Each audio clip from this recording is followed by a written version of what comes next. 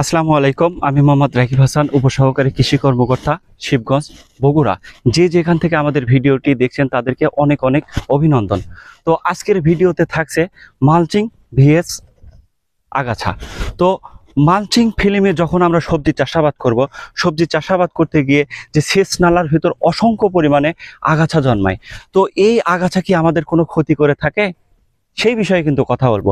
এই আগাছা কি আপনারা দমন করবেন নাকি দমন করবেন না? সুপ্রিয় দর্শকবৃন্দ, আপনারা সবাই দেখতে পাচ্ছেন গাছের বয়স কিন্তু এখানে 25 থেকে 26 দিন হয়েছে। গাছের বয়স কিন্তু খুব বেশি না। তো এই মালচিং ফিল্মের পাশাপাশি যে সেচ নালা দেখতে পাচ্ছেন, এই সেচ নালাতে এইভাবে যে আগাছা জন্ম নিয়েছে, তো এইভাবে আগাছা জন্ম নিলে কিন্তু কোনো সমস্যা নেই। তাই আমি বলতে পারি, যদি মালচিং ফিল্মের সেচ নালার ভিতর এইভাবে যদি আগাছা জন্ম নেয়, তাহলে আপনি নিঃসন্দেহে আপনি কিন্তু সবজি চাষাবাদ করতে পারবেন। এই আগাছা কিন্তু আপনার কোনো ক্ষতি করবে না।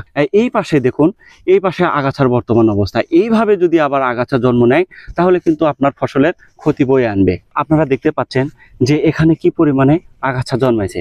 তো এখানে গাছের অবস্থা দেখুন, এখানে গাছের বয়স কিন্তু 25 থেকে 26 দিন পর্যন্ত হয়েছে।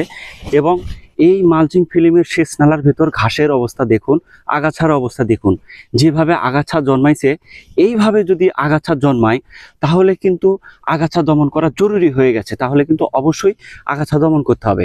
কিন্তু এই যে সেচ নালার ভিতর এত আগাছা জন্মাইছে, গাছের কিন্তু কোনো ক্ষতি হয়নি, গাছের ওপর কিন্তু প্রভাব পড়েনি। আপনারা সবাই নিজে চোখে দেখুন। এবং সেচ নালার ভিতর আগাছা হলেও আপনারা একটু লক্ষ্য করবেন যে আমি একটু মালচিংটা একটু তুলে ধরবো আপনাদের সামনে। আপনারা সবাই নিজে চোখে দেখুন যে এই যে মালচিং এর নিচে কিন্তু কোনো আগাছা নাই, একটা আগাছাও কিন্তু আপনি খুঁজে পাবেন না। তো মালচিং ফিল্মে যখন আমরা সবজি চাষাবাদ করব, মালচিং ফিল্মে সবজি চাষাবাদ করার পাশাপাশি যদি একটু একটু আগাছা হয়, তাহলে কিন্তু কোনো ক্ষতি নাই। যদি এই রকম একটু বেশি পরিমাণে হয়ে থাকে, তাহলে কিন্তু অবশ্যই আপনার সবজি ক্ষেতের জন্য ক্ষতি ডেকে আনবে।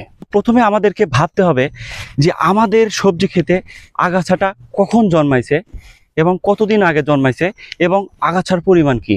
আমাদেরকে সবসময় একটা কথা মাথায় রাখতে হবে যে যখন গাছের বয়স 20 দিন আপ হয়ে যাবে, 15 দিন আপ হয়ে যাবে, 15 দিনের পরে যখন আগাছার পরিমাণ একটু বেশি হবে, যদি দেখা যায় এই পরিমাণে আগাছা জন্মাইছে, তাহলে কিন্তু আপনাকে অবশ্যই আগাছা দমন করতেই হবে।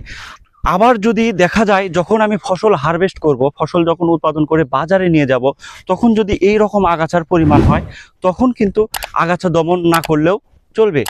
আপনারা যদি মনে করেন একই মালচিং ফিল্মে আমরা 2 থেকে 3টা ফসল চাষাবাদ করব, 2 থেকে 3টা ফসল উৎপাদন করব, তাহলে কিন্তু শুরু থেকেই আপনাকে আগাছা দমন করতেই হবে।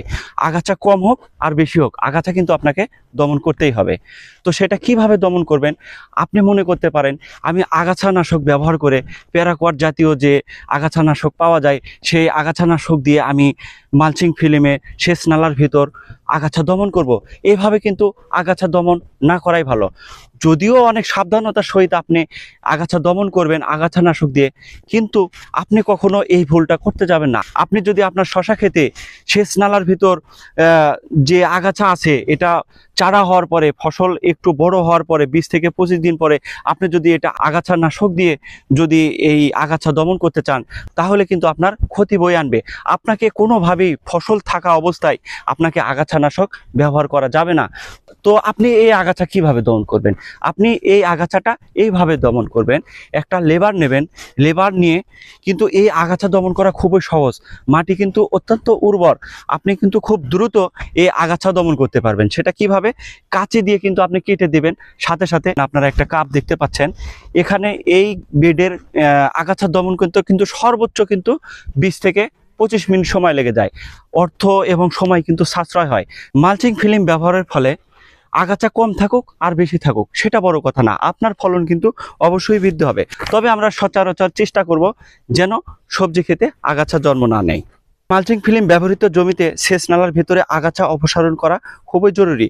কারণ যখন আমরা মালচিং ফিল্ম জমিতে স্থাপন করি, তখন কিন্তু জমিতে রাসায়নিক সার, জৈব সার, জিঙ্ক, বোরন, অনুখাদ্য ইত্যাদি ইত্যাদি দিয়ে থাকি। যদি আগাছা জমির খাদ্য 5 থেকে 10%ও খেয়ে ফেলে, তাহলে কিন্তু সেটা আপনার এবং ফসলের জন্য ক্ষতি বয়ে আনবে। সুপ্রিয় দর্শকবিন্দু, আজ এই পর্যন্তই। দেখা হবে নতুন আরেকটি ভিডিওতে, কথা হবে নতুন আরেকটি ভিডিওতে। পরিশেষে একটা কথাই বলতে চাই, শুধু আপনাদের জন্য আমার ইউটিউব চ্যানেলে নিত্য নতুন কৃষিভিত্তিক ভিডিও উপস্থাপন করে থাকি এবং বিভিন্ন ধরনের পরামর্শ দিয়ে থাকি। যদি আমার কন্টেন্টগুলো ভালো লেগে থাকে অবশ্যই চ্যানেলটিকে সাবস্ক্রাইব করে নেবেন এবং আমার পাশে থাকবেন। সবাইকে ধন্যবাদ জানিয়ে আজকের মতো এখানে শেষ করছি। সবাই ভালো থাকবেন, সুস্থ থাকবেন। আল্লাহ হাফেজ।